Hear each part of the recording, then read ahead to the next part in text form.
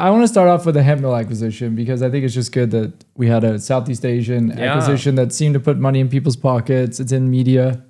You must know something about it. I know the founders well, and but more importantly, I actually know the VC behind it. Not that the VC is more important, but the guy, he doesn't really get, I think, enough credit. What's the firm name? He was formerly at Quest. It was Jeffrey. Yep. Yeah. He's a real hardcore follower. When I was doing Asian Food Channel, he was running, I think it's TBWA. He had the Singapore tourism account. He's a real kingmaker. He knows Martin Sorrell. Really sharp guy. And it's a small firm, backed by some insiders. And he only focuses on the advertising tech. And so Hepmil's been something that he's been around. No surprises, it got acquired by Publicis. And so, this has got fingerprints all over it. And I would say, number one, perfect execution on that. It's a great business. It had real revenues, real EBITDA. But more importantly, it was backed by a VC who actually had the connections to get the right home for the company. So these are the data points. People made some money. Oh, people did make money. People being coy about it. People did make money. What's your estimate of early stage backers? You never tell. Come on. You never ask a woman this. Come on. Age. I think my estimation is they can buy a house, a big house. But there's people who have 20. So they're not going to buy a mega yacht, but they'll buy a big house. Is the 20x on early number in the range of possibilities? Is that what? That's what it says, and there's a lot of stuff. 20x. Yeah, but although if I told you what my X was for Gojek for the first round, I mean, I can make up numbers, right? Yeah. But it's what the blended thing is.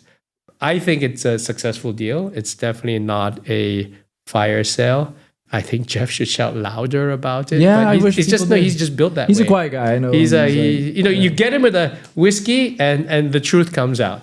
So congratulations! Come on the show. We can get. He has asked me to invest multiple times, but I didn't invest. And you guys must have been looking at this because it's like an influencer media type of thing. Yeah, I mean, look, the influencer space in Southeast Asia has gone through difficult times. I think that you had this whole wave of what is called the MCN, the multi-channel network. The idea was that if you put lots and lots of creators or influencers together under one agency, you have some sort of economies of scale. That model died in the US. It just didn't work. Creators can be independent. They can do their own thing. What's the added value?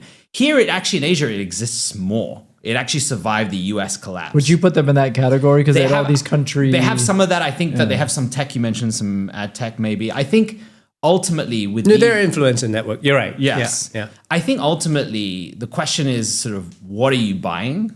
Are you buying a consolidated network? Are you buying clients access as someone like Publicis?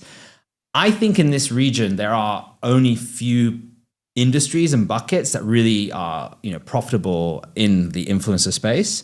And so clearly they've done a good job at executing. I think it's an execution game, but there are a lot of agencies here that have died. So as a founder, what I look to when I'm out talking to investors, they always say, who should I compare you to? So for those who want to build agencies or influencer networks, there haven't been enough stars to be able to say to investors, look, I'm like them. Yeah. So I think what's good about this deal is it will help up and coming agencies, founders to have sort of a gold standard or a star in the region to work towards.